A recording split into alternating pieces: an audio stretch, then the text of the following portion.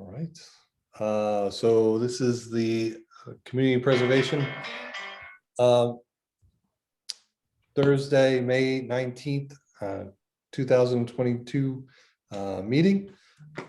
Pursuant to Chapter 20 of the Acts of 2021, an act relative to extending certain COVID-19 measures adopted during the state of emergency, signed into law on June 16th, 2021.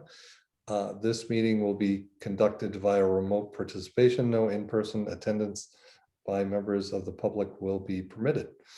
So it is now 7:04, calling the meeting to order. And the first item is discussion of town treasurer on CPA accounts and investment strategy. So I know Brian was going to be a little late, but I think Brian Chermoris is the one who's going to do the talking. Okay, I'll bring him over. I'll bring him over. Mm-hmm.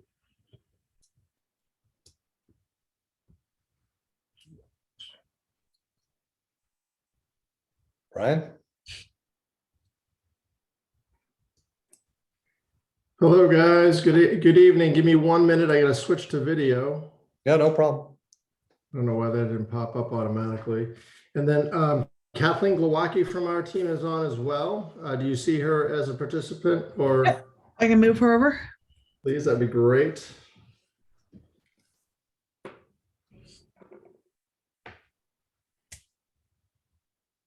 It's a little different experience being in the meeting and then being brought up. I wasn't sure how that worked. It is. It's a little awkward. It is different. I just wasn't, I didn't know if you could hear me, see me or not. So it was interesting. So anyways, well, thank you so much for having us. My name is Brian Chermoris from Bartholomew. We've worked with the town for, well, at least for the CPC or the CPA funds since 2008. I'm part of the external investment management, external investment team. And then Kathleen Glowacki is part of the internal investment management team. She's the director of it. We're essentially located out of Worcester. We're an independent advisor. For those that don't know, I don't think we've ever met with this group since we've worked with you. Is that true? Or somebody correct me if not. I think that's true. Okay. So I'll just give you the quick rundown. We've worked with the town since 2008, like I've said, and we're essentially located out of Worcester, Massachusetts.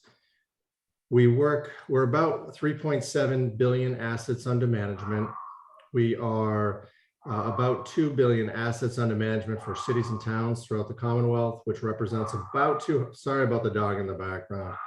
I'm working from home and I probably should have stayed at the office. 2 billion on municipal funds, which represents about 260 municipal entities, which represent, let me just tell my wife, hold on, sorry about that. Can you guys hear me okay, or is that still annoying to you? It's fine. It's Okay. background noise. It's fine. Yeah, it's not my dog. I don't worry about it.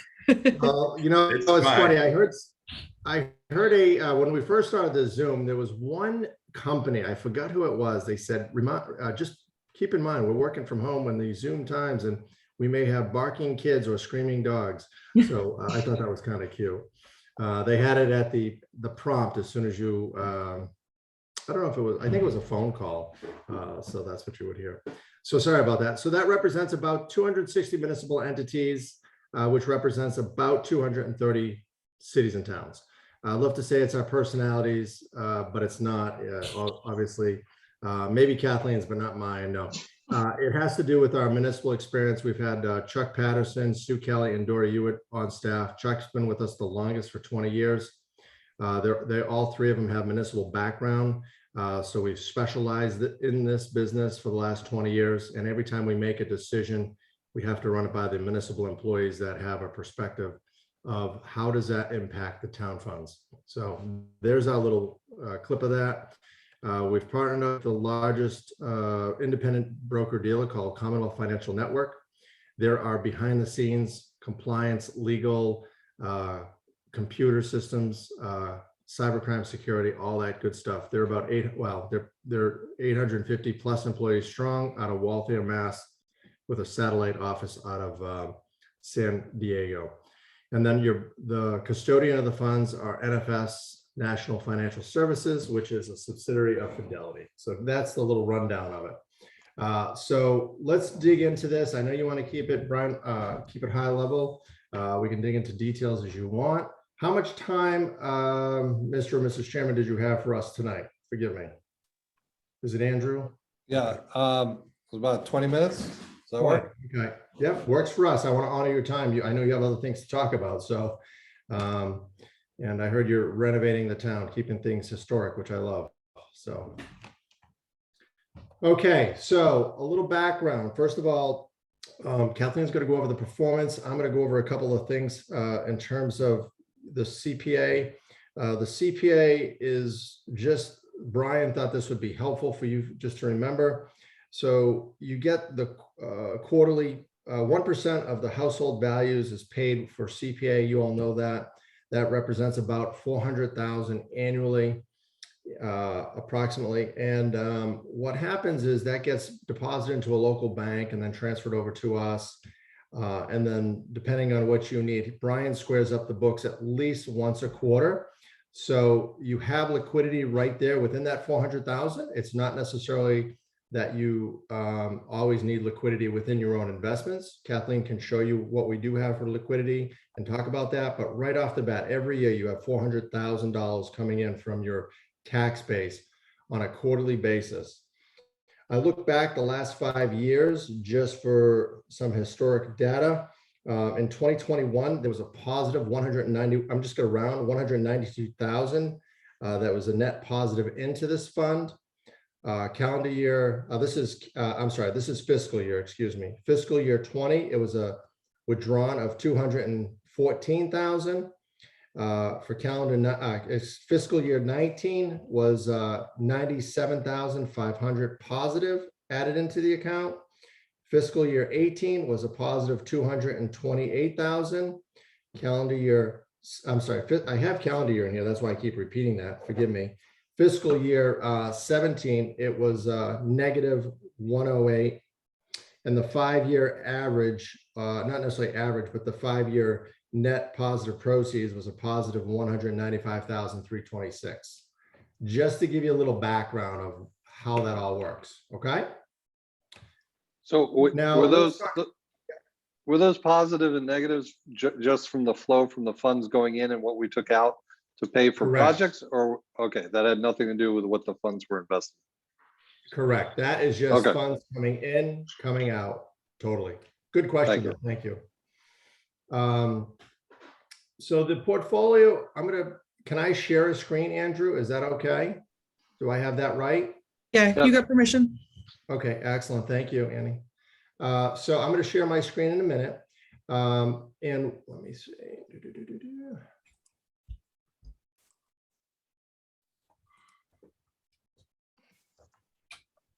Somebody took care of the dog, so we're good. Okay. Just if you could all just give me the thumbs up to make sure you see this. It says portfolio review. Okay, thank you. I learned that early on Zoom. They couldn't read it halfway through. And then I said, could you please make that bigger? Can everybody see the size of that? Is that okay? Mm-hmm. Okay. Excellent. Okay. The balance as of 4/30/2022 is 2,522,258.81. This is this since inception under the direction of your treasurer, which has the custodian of your funds, has been under prudent investor rule, chapter 203C, under a 60-40 portfolio. So 60% equity, 40% bonds or fixed income. Kathleen will talk any about the details you want, but I wanted to just give you kind of the target of that at first, and then you've probably seen some ebbs and flows, some high years, some low years. Probably specifically this year, you've seen the low years. The last 3 years, you've been at a high. I'm going to go real quick here, and then I'm going to turn over to Kathleen. So this is a performance history by calendar year. So a 60-40 portfolio in this, prior to this year, we've been in a low interest rate environment. And just to remind you, COVID 2020, the interest rates are finally making headway, and then they dropped to zero. Prior to that, the rates didn't start going up since 2008. In February of 2018, they started going up, and then they worked their way up to 2-3%. Then COVID hit, and then they dropped like a rock. But Hey, Brian, can I just ask a clarifying question first? sure.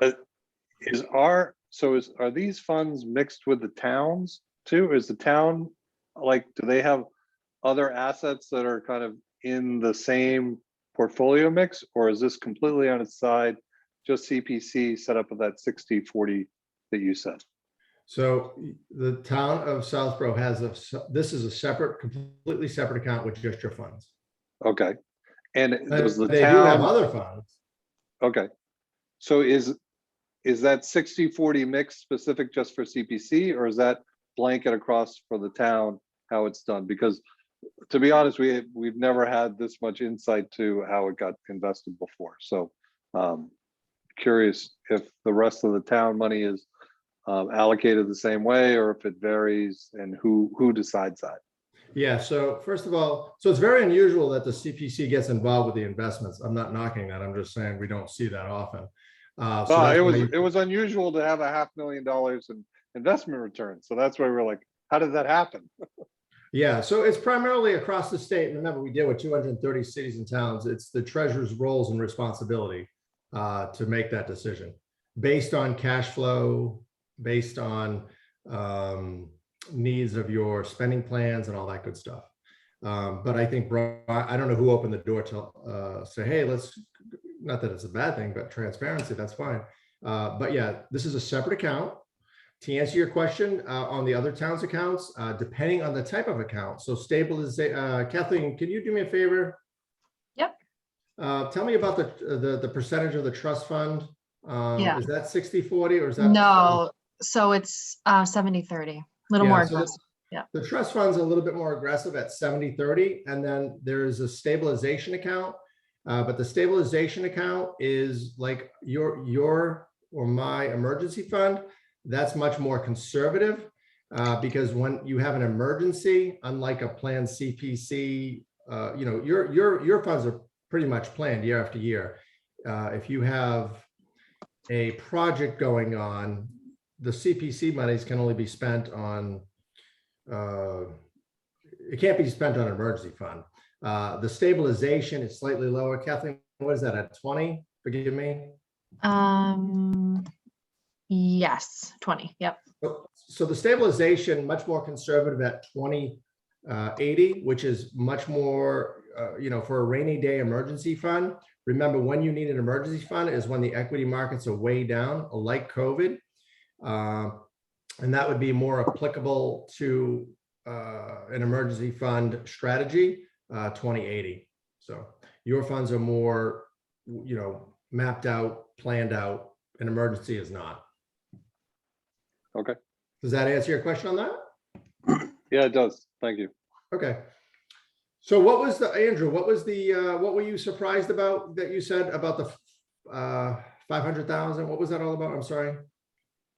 We just had, I think it was interest in return on investments of 500,000 that we were surprised at when we went to town meeting to do our accounting, and the question came over. I'm glad Mark's here now. It was like, how we didn't know what it was invested in before.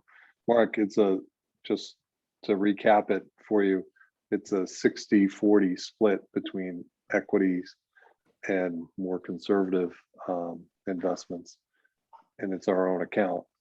And it varies, and the town has multiple accounts with the firm to delegate, how they want to do investments depending on how aggressive they want to be, and it's decided by the treasurer. May I ask a few questions? Yeah, Sure. Brian, we were obviously happy to see $500,000 dropped in our account this year. Do you have any standing orders in terms of when to report investment performance to committees like ours, like we heard this year? Do we have any standing orders? Very unusual, Mark, that we would meet with the CPC. Our primary customer is the treasurer. I'm not interested in, no, I'm not asking about a meeting. I'm just, we try to plan out what we do, and it would be nice to know when we might hear about investment performance so we can plan accordingly. And oh, sure. I've been on this committee a long time, and we've never had anything close to something like this reported to us. So we thought it was a little unusual. Do you have any guidelines in terms of when that reporting takes place every year? Oh, so we meet with your treasurer twice a year at a minimum, semi-annual and annual. And then if your treasurer wants to meet us more, we're willing to meet more. We report directly to them, and then they would share that information with you if asked. So it's the treasurer that reports performance to us. Is that fair to say? Yes, that would be fair to say. And that's been the case ever since you've been involved in this? Yes, we have never met. We were talking earlier, I've never met with the CPC since 2008. These accounts have been open since 2008. And I think I think all of them confirmed we've never met. Correct. So. Yep. And you've met with the treasurer usually once or twice a year since 2008? Twice a year minimum. And if there's a request for more, we'll meet more. We do meet with the trust committee sometimes wants us to meet. The town has a trust committee for other funds. And then their town, Brian, the town treasurer, also has other stabilization funds, which is like an emergency fund. And we report that to him. So yes, minimum twice a year. Usually we like to meet after the fiscal year ends. However, with summer vacations, audits, year end, beginning year ends, it usually happens in September, October, timeframe. And then we usually like to meet sometime in March, April, although with COVID craze, it's gone into probably April, May. So, which is fine. And whenever those meetings take place, that's when you report performance to the treasurer. Is that correct? Yep, correct, Mark. And otherwise, we're sending monthly accounting reports on a monthly, either a quarterly or monthly basis, depending on how the treasurer requests for that. But the performance report is at least semi-annual, twice a year. Can I jump in here? Hi, everyone. This is Freddie Gillespie. I do consulting for the CPC. Hi, Brian and Kathleen. Nice to meet you. We've been emailing. Mark, one of the answers to your question could be that annually we have to file reports to the Department of Revenue. And for this committee, it's the CP3, and I believe accounting files the CP1. And then we get all of our numbers from Brian in accounting. And that's when it's reported to the committee. And that's when we found out about the $500,000 that I reported to you, because it was such a jump. This last year, I started talking with Carla and Brian Valentine about reviewing the CP1 that they report with all of the revenue from the surcharge as well as the return on the investments. So that's how it sort of came about this year, because we thought we had a certain amount in our account based on last year's budgeting, and it was significantly higher. So I had the conversation with them and then reported to you. So, Freddie, would you agree that over the years, this is far and away the largest number we've ever been told about? it's the largest I've ever been aware of. You know, back in the early days, I was tracking all the accounting on an Excel spreadsheet. And then we didn't, as the accounting got better and there's more processes, we sort of left it in the hand of the accounting department. And every year what we were told was left in the account in the fall when we started doing our budgeting sort of lined up with what we thought would be there. You know, there's always a little bit, the surcharges, you know, it's an estimate, right? And then, you know, how we look at the state match, and that comes in higher or lower and we do our adjustments. But a few years ago, we stopped. Every year we used to make adjustments to actual income, and then we were told that we didn't need to do that. So I can't say for sure in the last few years, but no, in the past we never had any jump like $500,000. And Brian, That I'm aware of. no, I appreciate that. And Brian, was this past year that extraordinary in terms of investment and performance?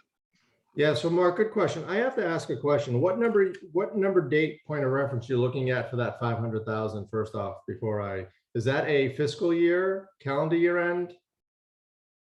What's the date that you're seeing that 500,000? I believe it was the fiscal year. I think So it was you're the looking at fiscal year 21? I believe so. Correct, because that would have been the CP, what they report to Department of Revenue annually is in September after we close out the books. Okay, and then you're also looking at current market, you're looking at the market value, not necessarily the book value, correct? We weren't looking at either value. We were looking at the balance in our account that we could use. We were told that the investment performance yielded $500,000 in a year. Give me one moment. I want to take a look at something. I just want to make sure I'm answering your question in appropriate context. So just give me a minute if you don't mind. I'm going to pull up. We do pull up together an accounting report. It's GASB 45 approved. It has enough detail for the treasurer, the accountant, the auditors. Let me just give me one moment if I could. And Kathleen, if you want to talk a little bit about the markets in the last couple of years while I'm looking for that, if that's okay, how we've had such strong markets, or would you like me to pull that up first, Kathleen, before I put you in? I mean, I can pull it up too if are you on? Yeah, I was just looking for the accounting report through Yeah. 6:30. Yep, that's where I'm Yeah. going. Okay. So- Yeah, I'll stick with that for now. Okay, give me a minute. Let me just pull that up. Let's all get on the same page and let's go through CPC, okay, let's see. Oh, okay, yep, I see what you're saying. Okay, let's see. Share screen. Forgive me, I have to look beyond. Here we go, share screen. Okay, And Freddie, those CP1 filings with the state treasurer, those are public record, aren't they? those are terms that we don't get involved with that reporting. That's your accountant to your to the state. I don't know those numbers. So what was her name? Forgive me. Was it Freddie? Freddie. Freddie, can you confirm that, Freddie, that those numbers are correct? So we don't get involved with that reporting. We get involved with the reporting to the treasurer. Sure. For the accounting report. Can you guys see this accounting report here? I can. Yes. Okay, so this is an accounting report that we provide to the town. The town then gleans information from this and puts on their reports for the state. The numbers that you're referring to, I'm not familiar with the particular numbers per se, because you're getting into the very specific. So I can't confirm that, but these are the numbers we produce for the town treasurer's office, and then in turn make sure that they jive with the accounts office. Can I So- say, for Go ahead. your question, this is Freddie again, sorry, I don't have the video. I would not look at something like this. We get reports from Brian, and it's a little unfortunate he couldn't be here yet because he's running late. Because what we get for the committee, we have to report to the Department of Revenue all the projects that were funded for the year and what, which buckets they came out of, what accounts of ours they came out of. But the accounting office obviously prepares their own documents, and I'm sure this is what feeds them, but we had never looked at that before. And it doesn't, so I'm not familiar with what this form is. But so, Brian, looking at this, this suggests to me that what it earned in a year was either the $570,000 number or the $417,000 number. Is that correct? No, well, not necessarily. No, it's a change in unrealized gains. Remember, this is not a performance report. I just want to make sure you're clear on that. This is a pure accounting report. This is going to give you market value and book value. Your actual earnings would be more so on, let's see, net earnings for the year is more 149,606.26. Now your unrealized gain for the portfolio is 573.80.10, but that's not necessarily, this is a unrealized gain or loss for the portfolio for the year. And this is a change in unrealized gain or loss from previous fiscal year. So forgive me for being uninformed, but what does that number represent? Okay, so are you familiar with the terminology unrealized gains and losses by chance? Somewhat, but assume that I'm not. Well, listen, before I was in this world 7 years ago, I had no clue what unrealized or realized gains or losses were because I'm not an accountant. But now that I do municipal accounts in 7 years, thankfully I married a CPA, and I said, honey, what is unrealized gain or loss? And anyways, how it works is this: you buy a house I know you can't buy a house in Southborough for 100, but it's late and I'm up early. So let's just say you bought a house for $100,000. Let's say that house went up in value to 2. You don't sell it, you live in it, you have $100,000 unrealized gain. You buy that same house for 100, it goes down in value to 90,000, you have a $10,000 unrealized loss. It's not until you sell that house that you realize a gain or a loss at the time. So that would be the pure accounting of it. So this is giving you a market value. We buy securities within the fund at that 60/40 portfolio. And that point in time, you had an unrealized gain of 570,380.10. However, you mark to market on a quarterly basis, which means that's the number you're using. But if you're looking at spending money, how much you can spend, you want to really be looking at the net earnings. Net earnings is the principal plus net income plus realized gains or losses. So, Okay, let me stop you there. Yeah, sure. When we're told that we have $500,000 to spend, that sounds to me like something was sold and a gain was realized, and we have that realized gain to use. Am I mistaken in that regard? Well, what I think has happened is it sounds like your auditors have told the town to switch over, and maybe Freddie could shed light on this because I think she has a little bit more inform. So this is another gap. It sounds like your town has switched, and I'd have to confirm with Brian. When did they switch from going to cash value to market value in their accounting standard? It sounds like that is what's happened, and that's why you're seeing you saw such a large number for the first time. That would be a guess of mine. Is that accurate, Freddie? I would have no idea. That's why we invited Brian to come here and explain it to us. I asked what happened when we, Gotcha.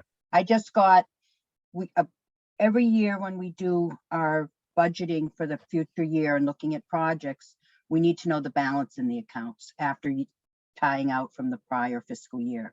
We go to town meeting, money comes in, money goes out, they tie it out, they have to report to the Department of Revenue, and we were given the balance that included a $500,000 return on investments. That's what I know. All right, I just brought over Brian. Okay, great. Good timing. Yeah, great Great timing. timing. Thank you. Oh my God, Brian, it looks like your account's overdue. I can come fill it up and fill your All right. tank. Sorry about that. They messaged and said they were Brian. I assumed he's had the wrong name up. So I guess it was somebody just trolling us. Oh, that's interesting. Sorry about that.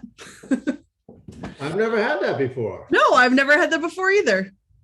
Okay, so, Liz, so Mark, oh, sorry, go ahead. I'm sorry. This isn't, no, I didn't know if Sam was, Sam, do you know when they switched that accounting? If you do, just raise your hand.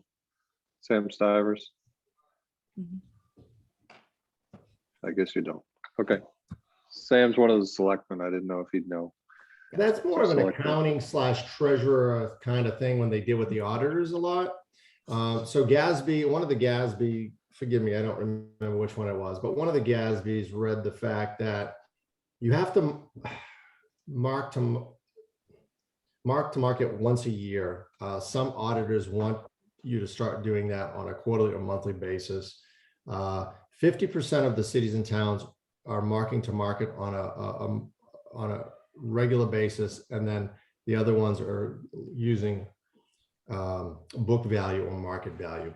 When you're looking at so think about that analogy I gave you. Buy that house for 100. Let's say you rent that house out for $1,000 a month.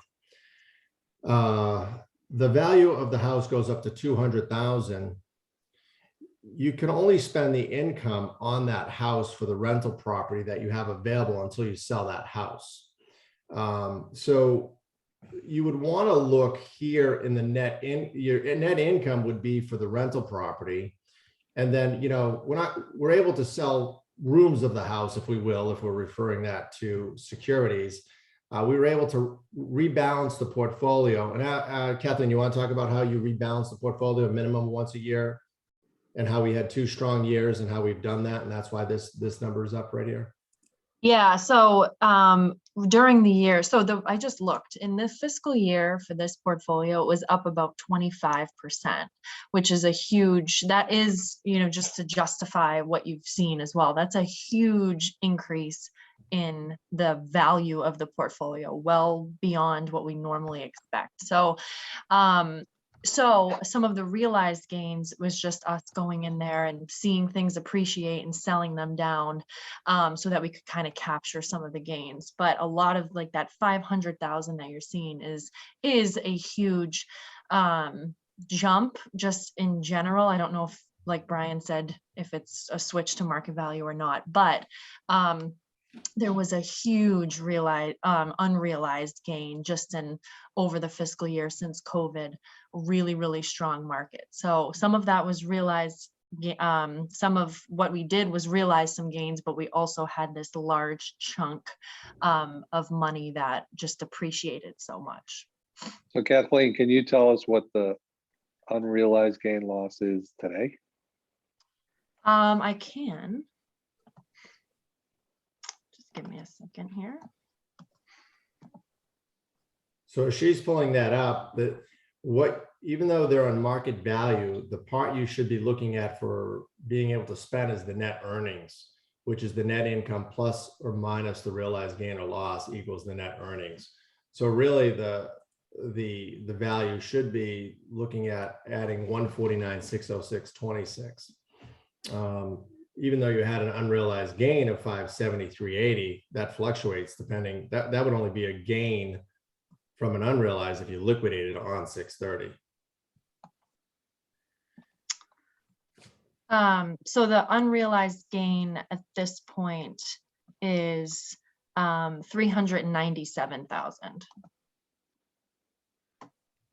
Okay. And for what period of time? So that what I just looked at would be since inception. So this is just looking at the fiscal year, what you see in front of you, and that would have been since inception. Yeah, my intention really is not to get too much into the weeds and all of this. I'm not interested in who makes the investment decisions. I just want to know when we can expect for these to be reported, and why we got this extraordinary number this year. And it honestly, it sounds like Brian Valentine is probably in the best position to answer that. And I truly appreciate the information you've provided. You've helped me immensely understand it, but I think we're gonna just ask him a few questions. I think our follow-up question is like, because it sounds like that 500,000 or so isn't actually realized. So we were excited that we could spend more, but I don't think we can actually spend more. So we probably will have to follow back up with Brian on that. Well, it was given to me as the balance in our account. Respectfully, I think we can spend it. So somebody made a decision to realize it for some reason, and that's fine. I just. And I was very clear when I asked about it, and also that I asked, are we then at risk of losing principal? And that was when this conversation was recommended to have with the committee. So if I may, Yeah, Freddie, I think we need Brian because it's not just Brian. I think we can help add value too, because your ending earning balance, which is your accumulated earnings over the years, is close to $647,036.01 through that same time frame of fiscal year ending June 30, 2021. I think if we had Brian in here, we could have a good conversation. Unfortunately, it sounded like he had something that he had to attend to last minute that was that he had to go to. So I think we could help out, but there's some connect the dots, if you will, that we could help out with. But I think we need Brian. I think Mark is 100% correct, because we can ask those questions. So yeah, I think another question for Brian is depending on our needs and the applications that come to us, you know, if we're a little short on funds, can we realize some of these gains? Can the securities be sold so that we can fund some project that has become a priority? And what would the process be for that? I think in years past, we get reported to us the surcharge amount, and this is in previous years all sort of been baked in, and we never saw the gory details of what's going on. And it was really surprising to see it, and wonderful to see it split out like this, so we can see these details. But it's sort of a lot to get our minds around. Yeah, definitely. Is that is it Ben or Benjamin? What's your preference? Ben, please. Yes. Okay. So Ben, do you mean Brian J? So I'm sorry. Oh, Valentine. Excuse me. Sorry, Brian. Yeah, Brian Valentine, I think would probably be able to tell us, you know, first, is that possible? And if it is, what's the procedure? What's the time frame? That kind of thing. So he can tell you from a treasurer's perspective. I can tell you from the securities perspective. We buy daily liquid securities. Yes. We can sell any of this within notice, obviously, and then it's a settlement. Sell plus 2-day settlement, so we could have it back into your account in 3 days. As far as doing that, you just want to be mindful of the. I don't know if Brian has I don't believe he has any other accounts. I know he has the credit of annual 400,000, so he's balancing up his cash flows and whatnot. But you're right. There's a lot of questions. You guys, this is the first time seeing this. So, and I think something's changed in the background with that reporting. So that's probably the answer. Yeah. So Brian, thank you, Brian and Kathleen, for coming. This is definitely eye-opening for us, and we'll definitely try to get another time on the agenda so we can go through this with Brian Valentine as well, make sure we're all on the same page. So yeah, if you need, I would, we can certainly keep in mind we do have 3 treasurer collectors, former treasurer collectors on staff. We see best practices across the Commonwealth. So if you need anything, help, please use this as a resource, not only as your investment advisors, but if you want to know what some other CPCs are doing, not that you have to do what they do, but we have some ideas. Yeah, that'd be great. Thank you. Thank you. Much appreciated. Thank you very much. Thank you. Sorry I couldn't help further, but we'll get to the bottom of it. Yeah. Appreciate your time. Thank you, guys. Have a good day. Have a good day. All right. So next on the agenda, we have an update on the project for the St. Mark's Clock Tower. All right, so Matt, Lynn. I think And then, sorry, was David it Robert? Joyner.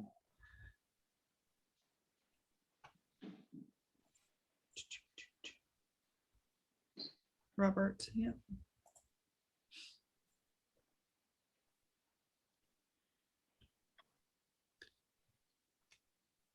Do we know a Steve Nelson? Or Robert Foster? Robert Foster and Okay. Steve Nelson are both part of the project. Okay, all right. I've seen lots of people jumping in and out and I raising their know. hand, and I'm like, what's After, going on tonight? After the earlier one, I can appreciate the activity. Thanks. All right, they're coming over.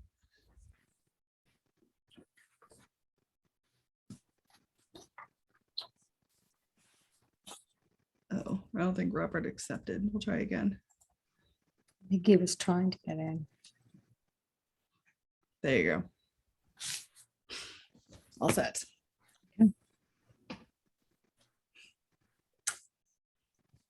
All right, since I guess I'm on, Mr. Chairman, would you like to have us give a brief presentation, or do you want to handle this with a series of questions? Oh, no, I think brief presentation's fine. I mean, we're just looking for an update of, I know that through some of the emails and everything, you guys are getting ready to start the work. So just, it's good to be proactive, get the whole board up to speed, or the committee up to speed on what's happening, so that when bills do start coming in and we see work happening, we're up to date on it. So Okay. Well, since I was in Southborough yesterday and I'll be there again tomorrow, yeah, Southborough is the beat right now. Steve and Bob and Matt, do you mind if I just get started on this and you join in? Yes, please do. Yep, that's Okay, fine. Great. Okay, fine. Well, I have the privilege of having served as the preservation architects for St. Mark's Tower for the last 5 years, starting first with an assessment study, then a first phase of preservation work that put a new roof on the tower and did some initial masonry restoration. But this time around, we are doing the comprehensive, all 4 sides of the building of the tower, starting next week with erecting staging.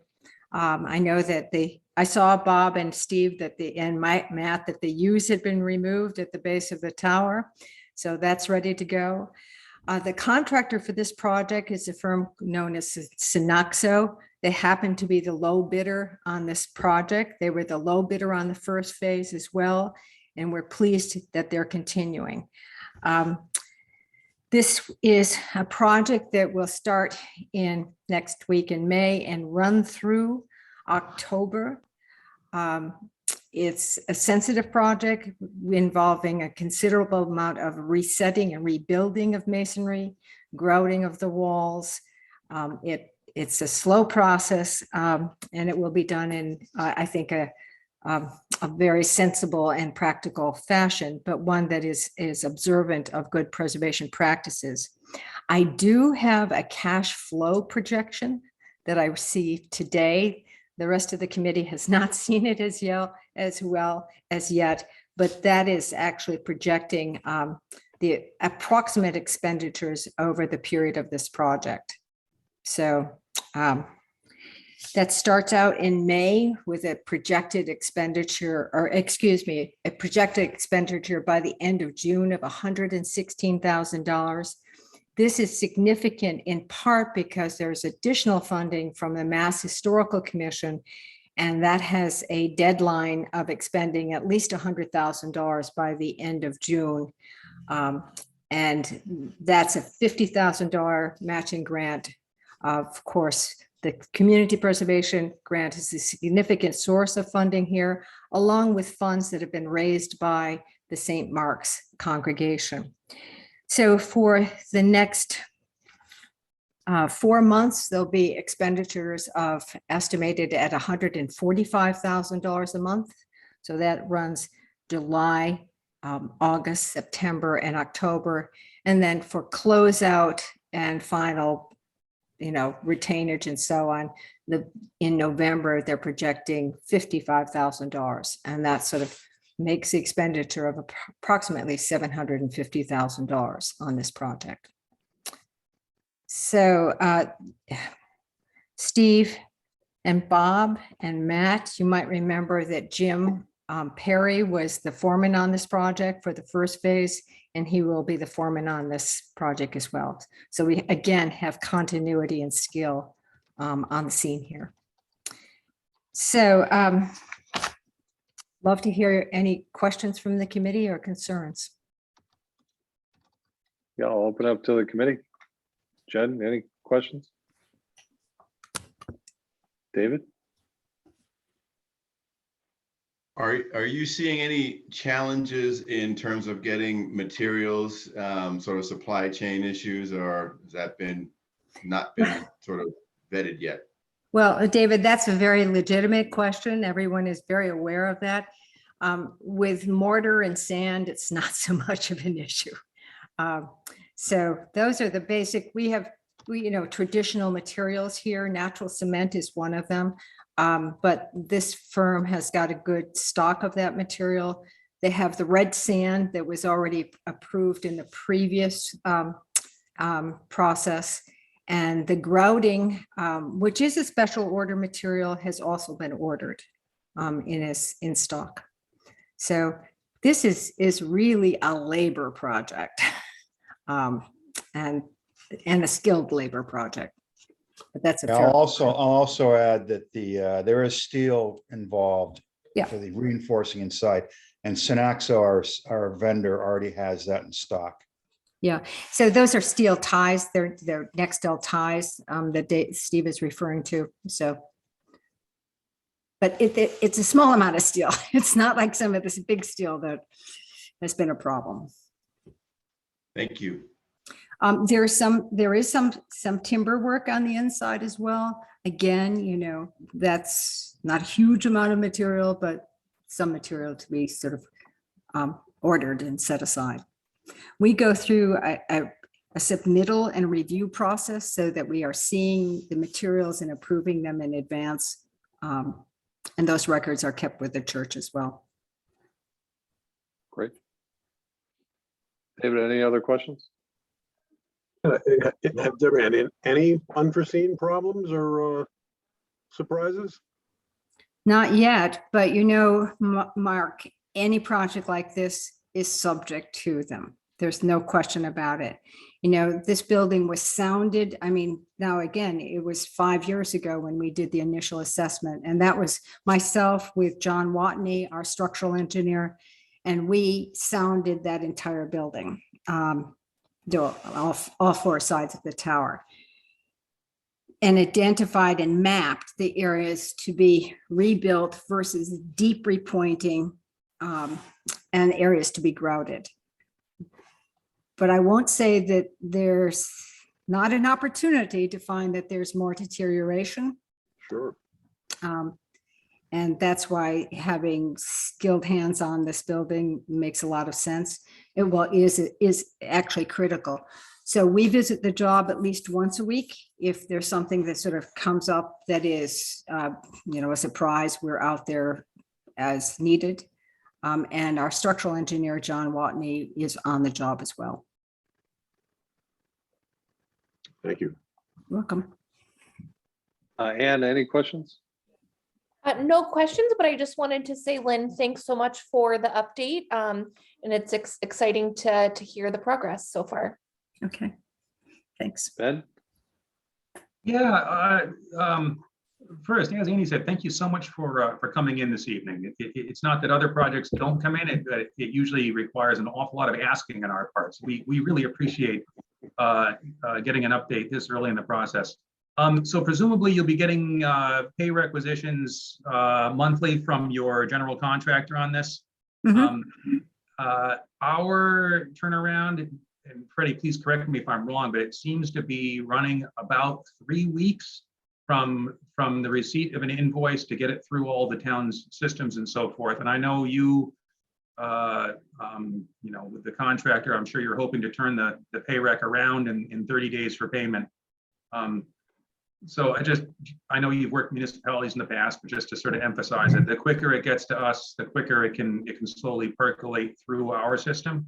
And lastly, you mentioned in any project, things can come up. Obviously, there are some contingencies built in to some degree. The earlier that we can be involved in that, the better, so that we don't develop hiccups there. Our policy is always with the contingencies.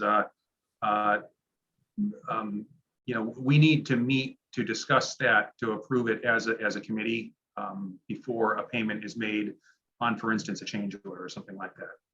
So I'm sure nothing that you haven't seen before. I just wanted to get it all set up. Well, I appreciate that. Could I ask a question? So, Yeah, go ahead. all right. So my question, and I'm just wondering along the lines of change order, and we had an email exchange with Freddie that outlined how the payments would work, and the fact that the CPC or the town of Southborough would pay the vendor directly. The total project is $750,000. So with the funds from Southborough being $300,000, what I had proposed, if it was agreeable to the committee, was that St. Mark's, and just for background, I'm the treasurer of St. Mark's, so I'm just keenly interested in just the funds flow of how this will work. What I had proposed was St. Mark's would own this first phase that Lynn had mentioned, the 100 and so on thousand, I forget the exact dollar that she mentioned, would pay that amount directly from the funds that were made available through the capital campaign in order to secure the matching grant from the Mass Historical Commission. And then thereafter, my hope was that the town of Southborough would pay the next $300,000. That gets you essentially to $410,000 to $50,000 of the project, and the total project commitment is $750,000. To the point that you asked about the contingency, St. Mark, I had viewed it as, and I think we had all viewed it as, St. Mark's is on the hook for the contingency, and we are committed to the completion of the project. So I don't see it as being something that we'll update you as we go and making decisions, but we're committed to the full preservation of the tower.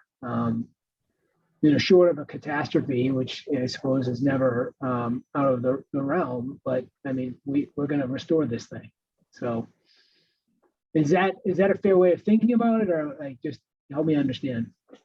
Can I jump in it, Ben? I don't believe there's any contingency funding for this project. Okay, we have with all of our other projects, but thinking back on this, we don't have specific contingency funds here. So there is no additional from the 300,000 once that's used. I see. Okay, that's all right. Yeah. So, and Matt, the way I kind of think of it like it got pitched to the town as this was a portion of the overall project, right? And maybe this is just me, but I was thinking that we'd pay a portion as we go through the whole cycle. If it came in under, if they wrapped up early and it was under budget or something, that we would not, everyone would realize a savings, not just the church. But that's just me thinking, but I don't know. I haven't done this in the past where it's been combined like this. But Freddie, I don't know if you've gone through a project similar to this where it's co-funded. Not that I'm not a big construction project like this, no. I don't know, the public safety building might have had some, but we just got our, the contract was written really clearly what we paid for. So where are the rest of the funds coming from after the 450? From our capital campaign and the resources from St. Mark's. Okay. So I proposed it, the payment cycle that I proposed was purely, I understand, I appreciate, Andrew, your point, because I think it's a valid one. I think the likelihood, unfortunately, in this project, from everything that we've heard from Cinexo and the pressure that we applied to Lynn and understanding the totality of the project cost, I think unfortunately the higher likelihood of this project is that it is going to be north of 750, and even if it's not, it's going to be well in excess of 600,000 or more, and which is everything that we had described when we came to the town of Southborough in requesting the funds in support of the project. My view on handling it in this manner is just for ease of administration, of rather than trying to split bills 50-50, let's just to finish the town of Southborough's obligation, pay, secure the Mass Historical Grant, get those funds, do the town of Southborough, and then St. Mark's will complete the project. And we'll come back to the committee and keep you updated on the progress, and surely give you the documentation you need to know that the project was done and complete and fully paid, which I think is probably important to you as well. I'd like to reinforce Matt's comment about it's very unlikely that this will be below the budget, but be below the $750,000 contract with Cinexo. I mean, as it is, I just want to give the committee the sense of the range of bids on this, but they were well north of the $750,000. Cinexo came in at that price, I think in part because they had worked on the building and they understood it. So yeah, I don't think this is a place for savings, unfortunately. I totally get that. I wouldn't be doing my role as the chairman without thinking about that as a possibility and planning for it. That's all. So if there's maybe an agreement at the end that if it does come in under, then a portion gets paid back to the town or something, you see what I'm saying? It's just if I was a townsperson looking at this and saying, okay, hey, it was a close vote too, right? So I want to be able to make sure that we're looking out for the interests of the town at the same time to say, okay, if something were to happen, and I agree with you, it probably isn't going to happen, but we're being thorough and thoughtful of how the CPC funds are getting spent. And if that were to happen, that, it's not just, hey, we paid up everything up front and then it came in much lower and we ended up paying the whole thing, which I know that's not going to happen, but, so there's that aspect that I'm looking out for. Maybe I might suggest this. There will be weekly meetings, and if the church is agreeable, we can let the members, or if there's a representative of the Community Preservation Committee that would like to attend the meetings, that's a possibility. Otherwise, we could also copy you on our job minutes, and that's another good way of keeping track of things. But I appreciate the point.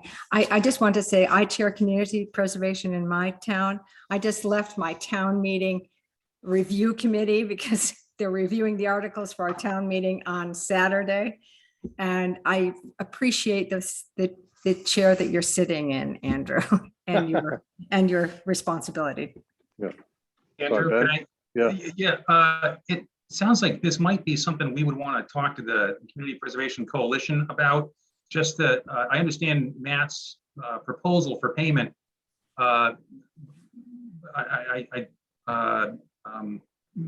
your point makes a lot of sense, and I want to make sure that we're not required in some fashion to keep pace with the percentage completion of the project with the percentage disbursement of town funds.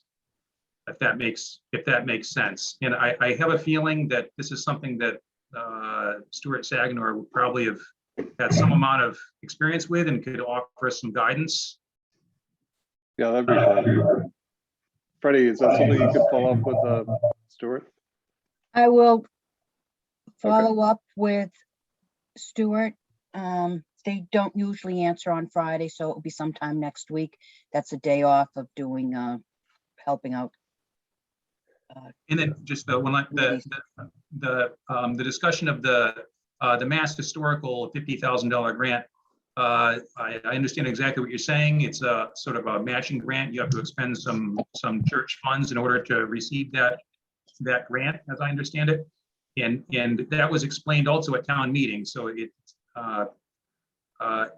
it strikes me as something that would be easy to accommodate. It's something that was presented to town meeting, and town meeting did approve. Just the rest of it, it feels like we should just get a little guidance from folks. Yeah, and maybe I might add, and Lynn, you can confirm, I believe specifically for that purpose, it was scoped as a phase, and they're gonna do that first. Yeah.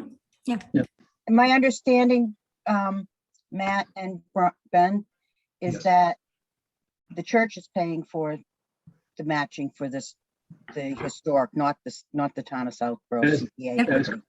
So that will be done first, and then I will ask Stuart about the future payments for the project, if it should be phased in some percentage, or if we should just pay bills the first 300, which is what you proposed, Matt, right? Yeah, and as I'm thinking about it, and probably with a little bit of help, Lynn, depending on what you can do, I'm sure Synexo, if that's a practice, and let's say that is the kind of the standard, then maybe they're familiar with it, and they would bill, say, St. Mark's an amount and the town of Southborough amount up until, the project is completed. So that follow-up would be helpful, and we'd understand how we're gonna fund it.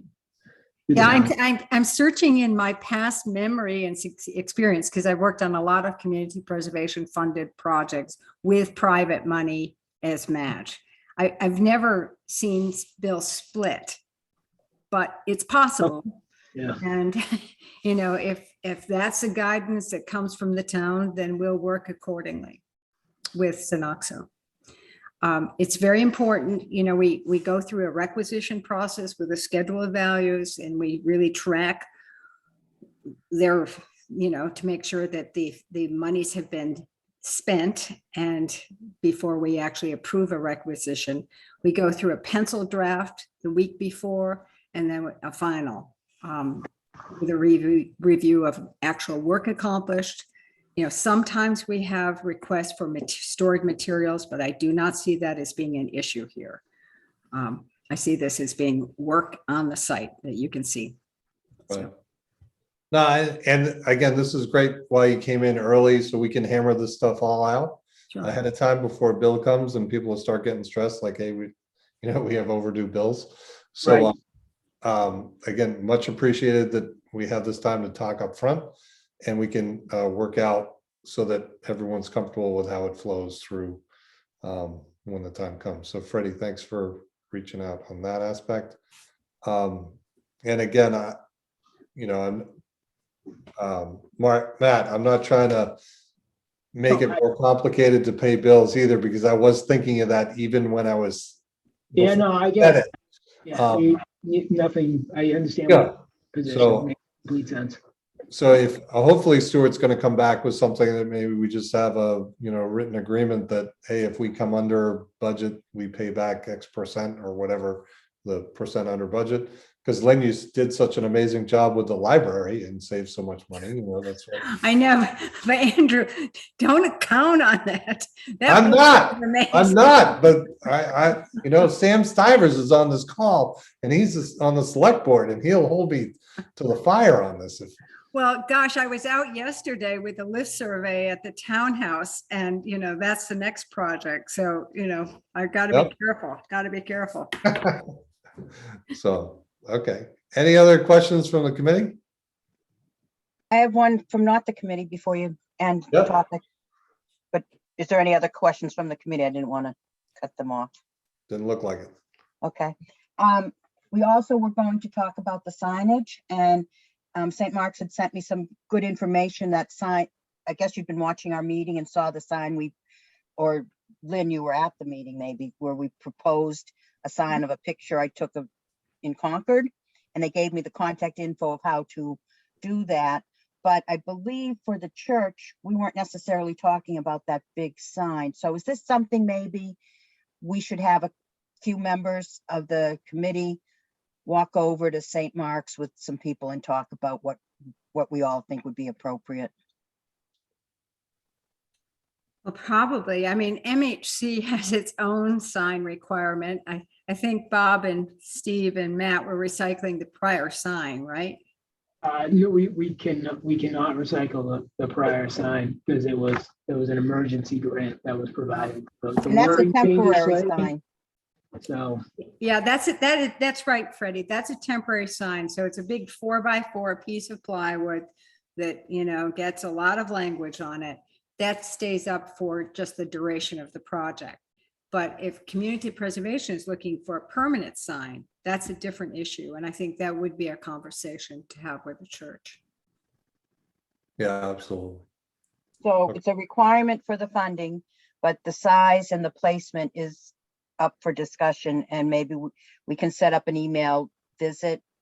Who would want to be part of that from the CPC that I could include? I can send it out to all the members, but it would be nice to have a point person.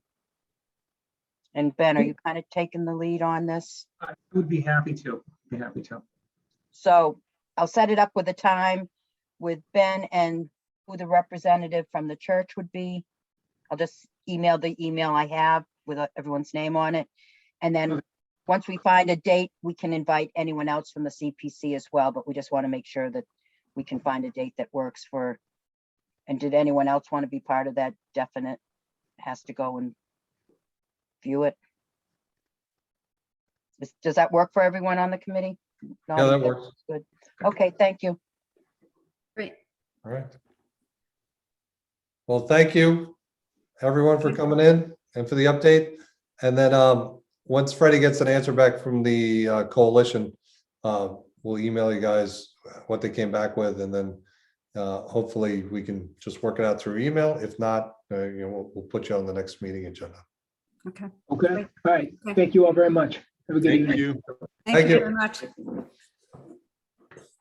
All right. So next agenda item, recap of annual town meeting. Let's see, there were 2 articles I had to speak to. First of all, did everyone make it to town meeting? I was part of it. I only made the first night. I had to be at home for the second night, unfortunately. So, yeah, no problem. It was nice. I was the first one up on the second night. Was able to, so someone held the Burnett House funding, and they didn't raise their hand the second night to say why they held it. Someone asked why, how many more years we had to pay on it. And I had asked Brian Valentine beforehand, the night before, just so I had all the information in my back pocket for that one, and it was 18 years. So that was the only question that got asked on that. And the other one was the tennis courts and pickleball courts, which got passed with no questions. So I think the write-up and whatever marketing, advertising, recreation did worked very well. So they went through lickety split. So they could get to the big items, which were right after that. Anyway, so any questions on annual town meeting? All right. So then the next was first draft of the MOU for the tennis courts. Freddie, I think you were going to start working on that. I don't know if you have anything to share yet. Freddie, you're on mute. Freddie, you're still on mute.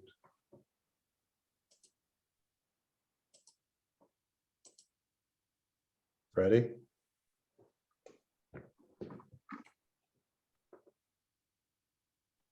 I just sent that. It's a draft. You sent it out to Sorry. everyone? Yeah. It's a rough draft. Did anyone get it? Let me check. Yeah, I see it right now.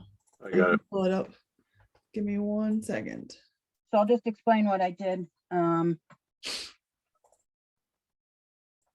We have I believe the format we agreed to.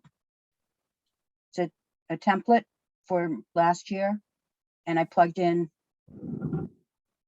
So. Sorry, I'm just gonna hide some stuff. All right, here it is.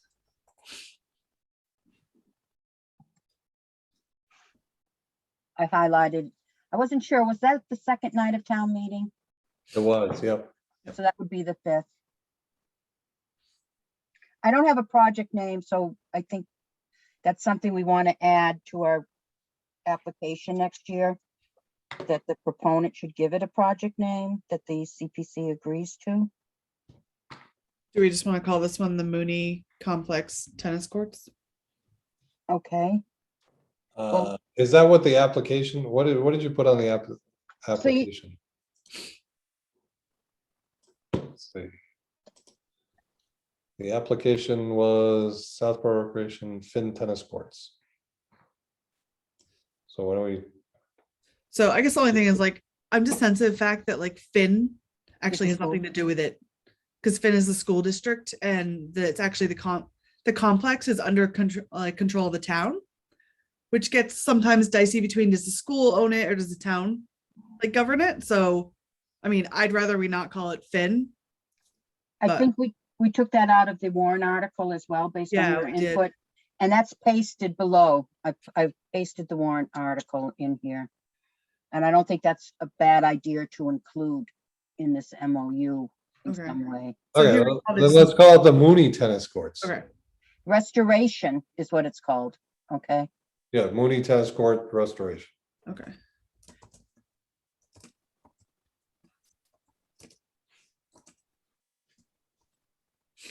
And the date would be May 5th. Okay.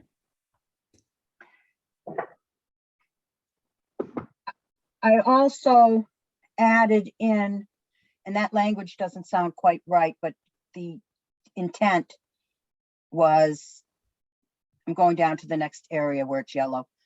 Okay.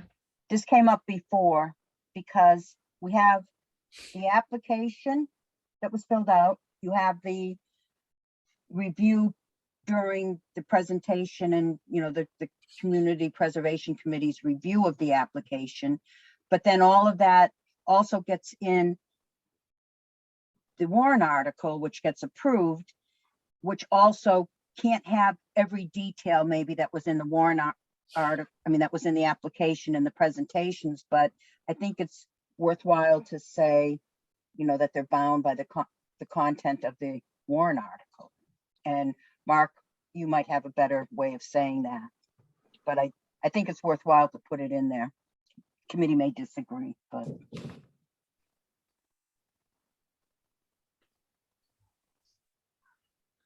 Why does it say Calander Field? Oh yeah. That one's wrong. I cut and pasted, sorry, where does? You got to take out Article 18. That's all Calander Field. Oh, sorry, I thought I had cut that out. Right there. Yep. I was like, I didn't think this was $238,000. No. Sorry. What does it say? Just keep going.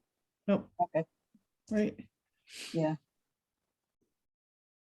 So you want to paste in the article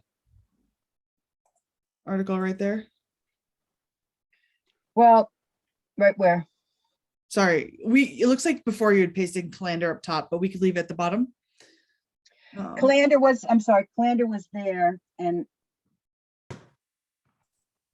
I'm sorry, this whole part was supposed to be cut out. Okay, so all of this should be cut out.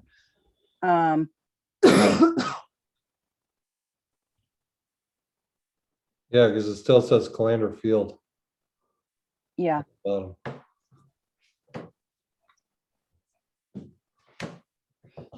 Okay. Just that paragraph, yeah. Gotcha. Sorry, All right. I thought I cut that paragraph out, but I must not have hit cut. Yep.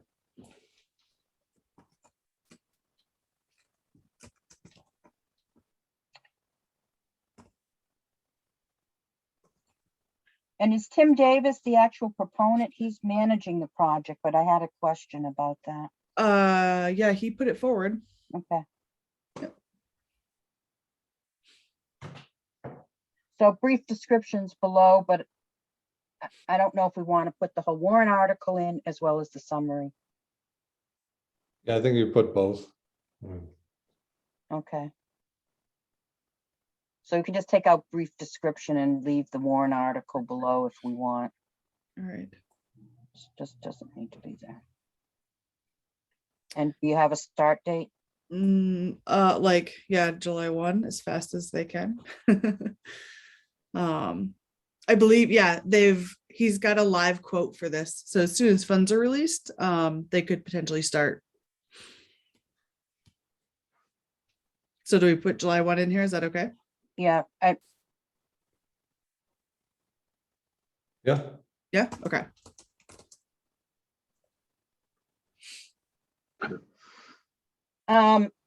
we need to double check, and I can do that tomorrow, because there's something about which it had been described differently to me in the past, that warrant articles have to be approved by the AG's office before they're considered final. When's that happen? Wait a minute. So even post town meeting? It was just a comment that was made in passing to me from town accountant, and I will check on it tomorrow. Okay, I mean, this If it impacts this. I mean, I know that happens with like other like warrant articles that weren't already gone through, but ours is pretty boilerplate. agreed.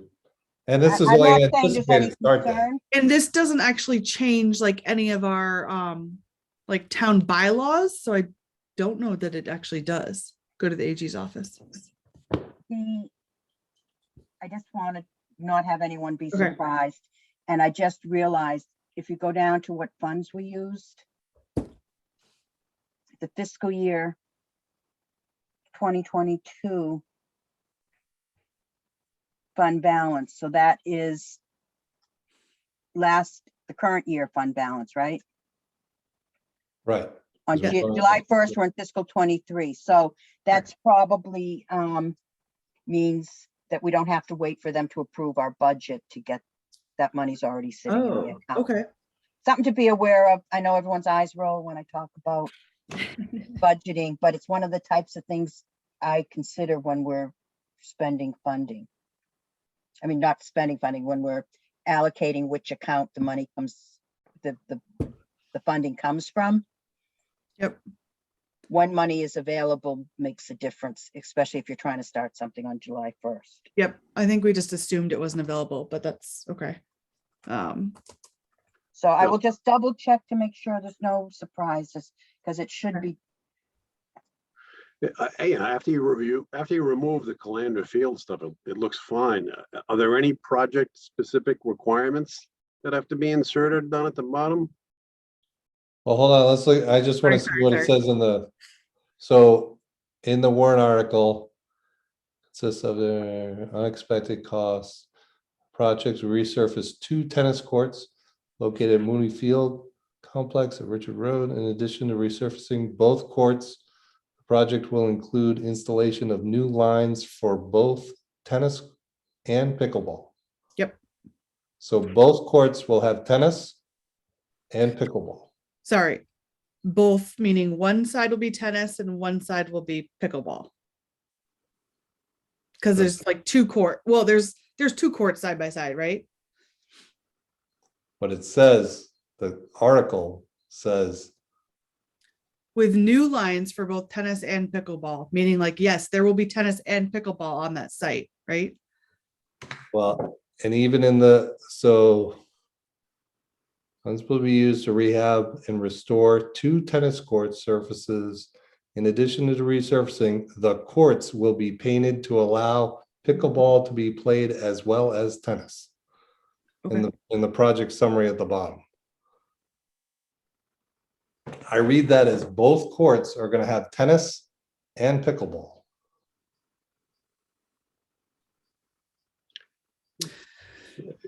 That's And one that's way what of was- reading it. that's what was quoted to us in the quote too. The quote was both were gonna be tennis courts. So the big difference is like the nets, right? I mean, in theory, we could paint it and have and it's all temporary nets, but it's not nearly as like good as, I mean, like we could have that conversation. Yeah, we could have that conversation to get the details of the semantics of that and what it means. Well, what was in the quote? Wasn't the quote there was gonna be 2 tennis courts and pickleball lines painted? I'm pretty sure.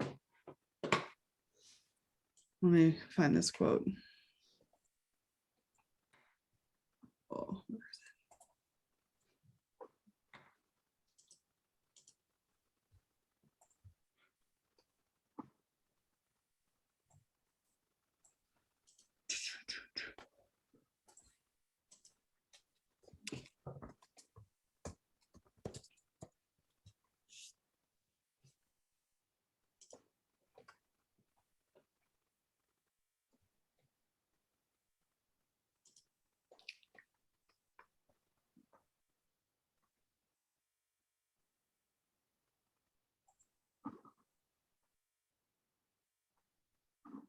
Even, so I'm looking at the application itself, the second They line. both? It says, in addition to repair, the installation of new lines for both tennis and pickleball will be laid. So, I mean, I can follow up with Tim and get clarity on this, but like, I mean, it's true. There will be tennis and pickleball. I don't know if they're meant to both be on all the courts, right? But I can look, I mean, I know we have both lines painted on some of the courts on Richardson. So, I mean, this is like just a matter of painting, right? And then figuring out what to do for the nets for them. But I can, yeah, I can follow up on that one. Okay.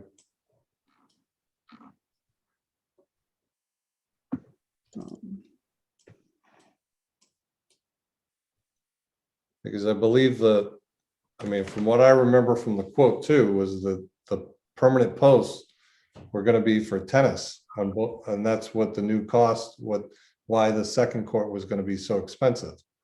More expensive than the first court. Yeah. We do the posts. I guess I think for me, in my mind, I don't know if the pickleball was on both, but I could be just misunderstanding it. So I can follow up on that. Well, does anyone else recall that about why the second court was more expensive because the posts had to be put in because they were taken out before? But also this second court also is in significantly more disrepair because of all the bolts and the fittings from the skate park and the wear and tear there. So that's the other reason why the other court's more expensive.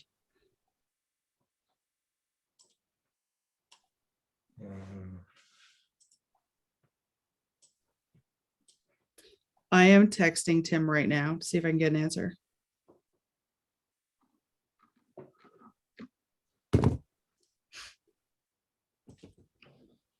I don't have a copy right now, but having the quote on hand would be helpful, right? Yeah, we have the quote, right? Yes, I do have the quote right here. Can you guys see this? I mean, like, it's going to be hard to actually read.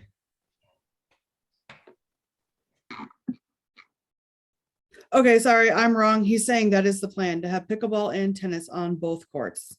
So we want that in the MOU. Is that what you're saying, Andrew? No, he's saying that's how he reads it. So No, I'm asking Andrew if he wants that on the MOU under below. So there's no question in 6 months. Yeah, I just don't want to I want to make sure we're all on the same page. Because so we are. It was just me confused. I apologize. okay. Andrew, do you want that on the MOU is my question. Yeah, I mean, it wouldn't hurt because obviously if we spent 15 minutes going through it with all of us, we might as well put it on. So it's very clear. All right.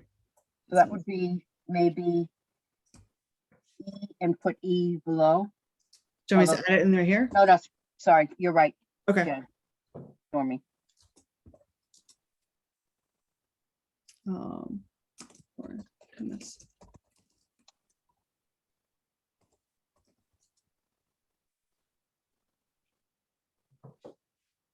Is it the post for the tennis nets, the issue?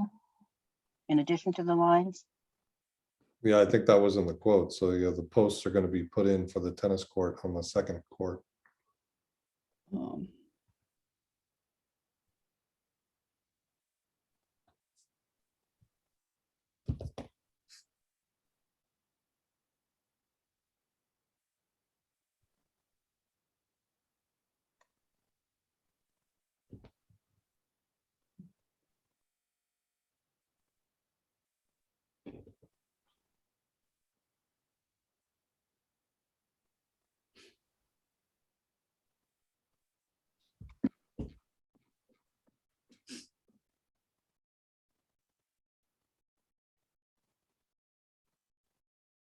Sorry, was there more you wanted written here?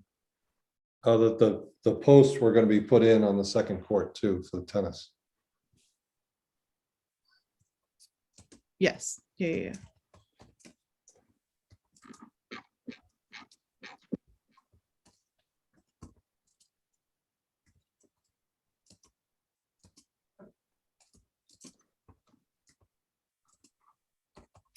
Yep. Tennis or tennis net posts. I don't know what you say. Right. So it's for the net, right? Yep.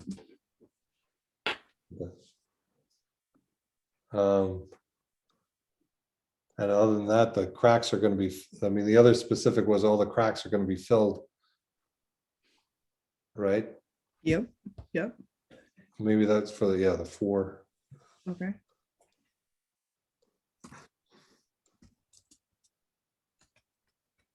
And the entire surface is going to be, I don't know if it's painted or.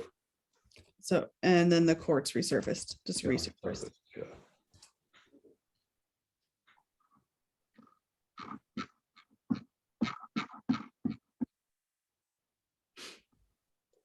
Was there anything for the fence? There's nothing wrong with the fence.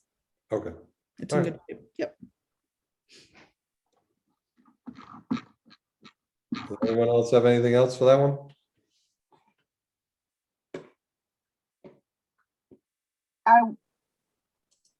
Can you go back up to the area where it says the warrant article?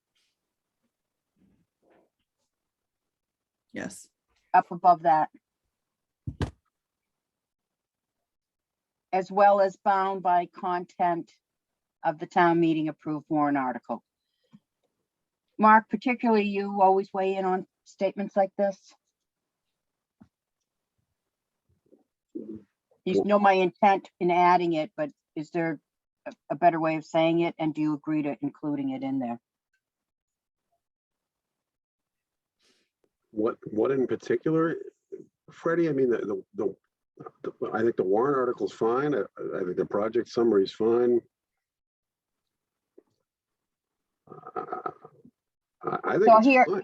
the project applicant, I'm in this paragraph that starts, the proponent acknowledges that funds available and improved, right? Then it goes on, this next sentence, the project applicant shall use such funds in a manner consistent with representation made to the Community Preservation Committee and in the corresponding application for community preservation funding presented to the Community Preservation Committee. I added in, as well as bound by the content of the town meeting approved warrant article. That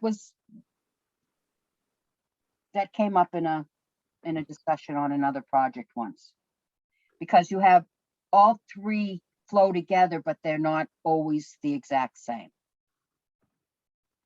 I just thought it was valid to mention that the warrant article is really the trump card here. Yeah. But the reason we mentioned the presentation and the application is because those have more details than you can fit into the small little warrant article. And we wanted to be sure those were adhered to as well, right? So I added this language tonight, and I just want to be sure the committee is okay with it, or. I'm good with it. I'm good with it. I think it's a good suggestion. Okay, so what I'm going to recommend for this is that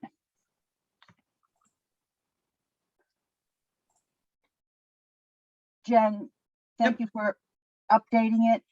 We'll clean it up get rid of all the yellow and send it out to all the committee members to recreation to look at and see if there's any comments before we finalize it.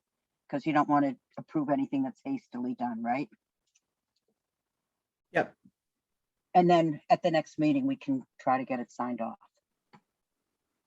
Well before the July 1st date. Okay. Does that sound good to everyone? And Yeah, that sounds good. Sounds good. All right. Sounds good. Nicely done. Are we ready to move on to the next item? Recreation closed projects. So Freddie, I think you had an update on, were you still working with the town on how we could do like one fell swoop on closing out all the projects? yeah, I have to follow up on this. I'm sorry, it's on the agenda. It's just, I want to be sure we do the right process and the right, I think we need a different vote than last meeting you approved closing them out. But I think we need to have specific language and I just have to get that, okay? I'm going to check with Stuart and I'm going to check with accounting. Just want to do it right. And that covers the like 2 items down too, right? The discussion of closing out projects process. Yeah, because we're going to start looking at other articles as well. All right. Finishing up and closing them down. So that kind of goes into the next one, the planning of the annual CPA public forum. So there's in the past, we've done a regular meeting after the forum. I think this time though, there's a bunch of items like closing out projects that we'll probably get into that we're going to want some applicants around that. I think it might be better that we do one meeting just for, hey, this is CPA, we'd like to get applications. And then a separate night, we have people come in for closing out projects and discussing updates and things like that. So it's can I suggest something, Andrew? Church and state. Andrew? Yes. May I suggest something? Yes. It would be a good idea to update the application as well. So that could happen before the presentation. So at the presentation, you can announce it and hand it out to people. With COVID, we got a little behind on doing this outreach to people to apply, and here's the application, and just really having all the ducks in the row when you do that. And then also planning when you want the application in by, and when you start reviewing it, like what's the deadline, and getting the application out in June. Normally you have a deadline in September or August. That's August, I think. It's usually August. End of August.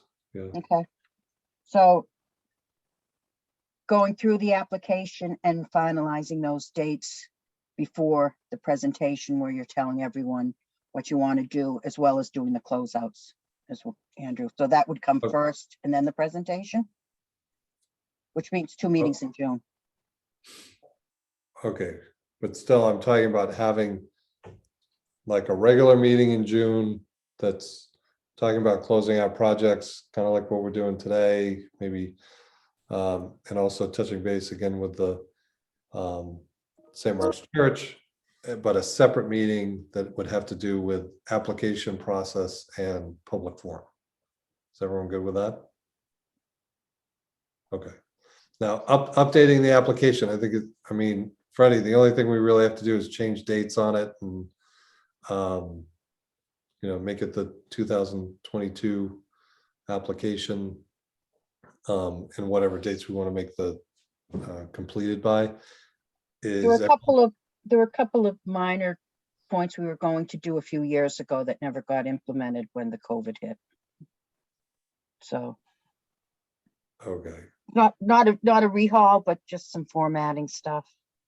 Is everyone comfortable if Freddie and I just make the tweaks to the application and we can send it out and say, everyone good with it? Okay. Yes. Fine with that. Thank you. So then do we have a date for our next meeting, Freddie, already? Do you know? We did, it was in, I don't know. I have June 9th on my calendar. June 9th. I do as well. I have. Okay. Happy to have that, but I am going to be out of pocket on the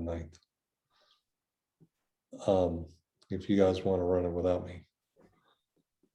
I think you need to be at that meeting, Andrew. Okay. So okay, let's see, can we bump that to Ben? What do you have? The 16th works for me. The following week is conservation, unless we move to a different day of the week.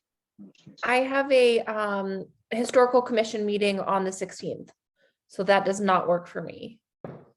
Okay. And I'm out of town the 14th to the 18th. What if we did the 8th? Would that people be able to make a Wednesday?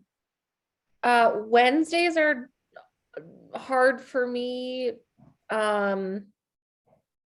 If there's an advisory meeting that night, but I can try to make that work.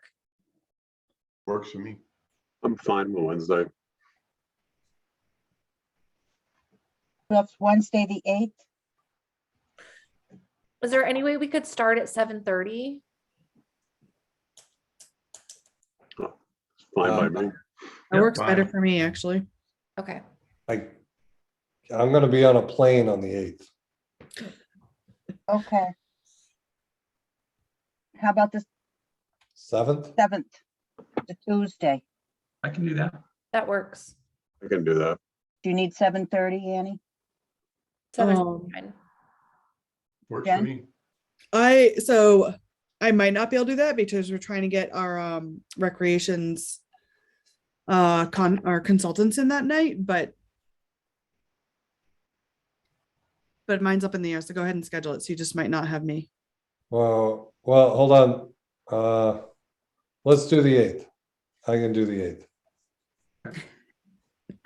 Actually, now I'm looking at my calendar. It's the 7th. I'm on the plane. I'll be in San Francisco on the 8th, but I can do it remotely. Nice. 7:30 on the 8th? 7:30 on the 8th, cross off the 7th. What time is that out there? 4:30. 4:30. Okay, yeah. Okay, and then that gives us the whole rest of the month to figure out a date for the presentation, which is good because we have to put it has to be advertised for 2 weeks, and we have to get that advertisement in like a week before the 2 weeks start. Mhm. So Do you think it makes sense to allow for more than 2 weeks to have it advertised? Just thinking, committees, some just meet once a month. 2 weeks just seems really, really tight turnaround for something, this big. No, I'm talking about in the newspaper. It's a legal notice or something that we have to do. We can start doing the publication that we're having the event sooner. Unless do people want to go out into July? Well, like when are we making applications available? At that presentation. Okay, so that's like what, 6 weeks?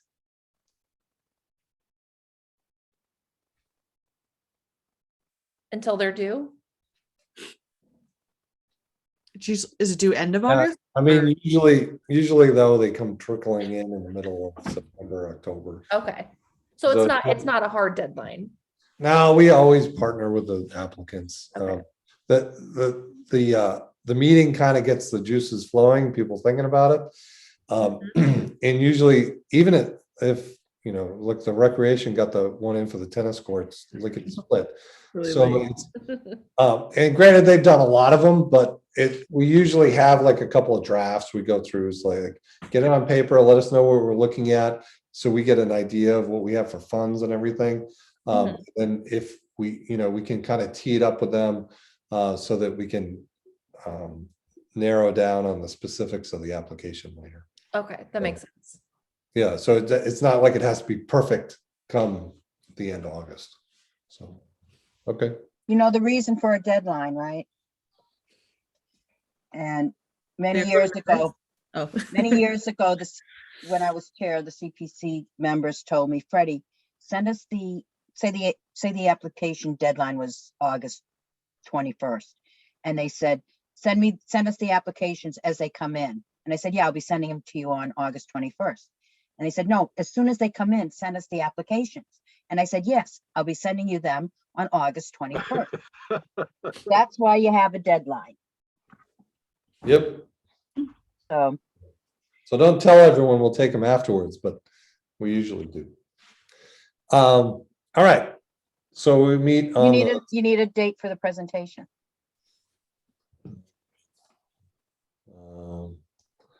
about the 23rd. Oh, wait. Didn't Yeah. Ben say yes, conservation? Oh, Yeah, I've got conservation on 20th. 22nd. Can do that. Can everyone else do the 22nd? For those of you that are new, in the past, I Yes. always had bell choir on the Wednesday, and there was never a meeting on Wednesdays.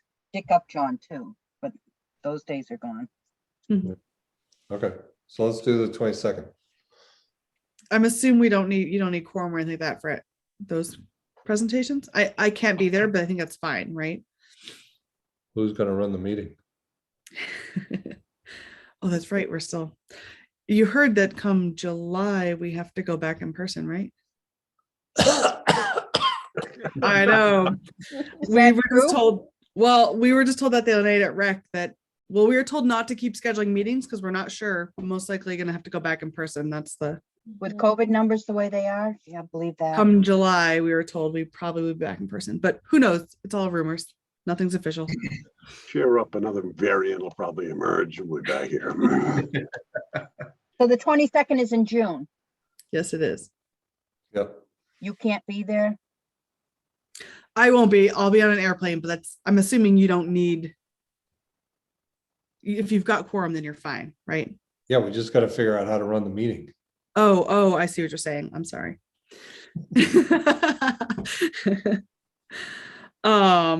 You're essential personnel. I mean, I could do the day before. I mean, school's out, we're taking off for a week and a half, so. that's 21st, I can do the 21st. Works for me. I can do the 21st. Okay. All right. Sounds good. So the 21st will be the Presentation. Awesome. and we should start sending out information about that. Yep, blast it out to all the committees, boards. We have standard language for that. Yeah. All right, so we talked about the CPA application process. We talked about the other one, closing out projects, so that's done. Chairman's report. Let's see. The only new thing I had was I forgot where I heard this, but I got a video clip of an EDC meeting where That's all I do. oh, Ben's laughing. Yeah. Where the EDC was looking at ways to fund their admin to write grants and thought that they or suggested to have their admin look into using CPC admin funds to help pay for their admin to write grants, because they thought it would fall under community housing. So Freddie, I think if you could ask when you talk to Stuart, if they've ever seen anything like that. They're talking about that'd be a full-time position. I know you're a consultant. They're looking, for a full-time role ongoing. I assume that would mean benefits and everything, that they'd want to use part of our CPA funds to fund, which just doesn't ring right to me, but be great to have Stuart's insight on that. You can hire a staff person for the CPA. Doesn't have to be a consultant, but I will ask Stuart, because that's to administer the Community Preservation Act. It's very specific, but I will ask Stuart. You just I looked into it a little bit too, and that's what I found. It is for administration, but it's for the administration of the act. However, they can come in under community housing with a CPA application. But the admin funds are for administrating the Community Preservation Act in Southborough. Yeah, we've asked before, but I will ask again. It's very stringent on what you can spend those monies on. Yeah. So. All righty. And the only other thing, so Sam's still there.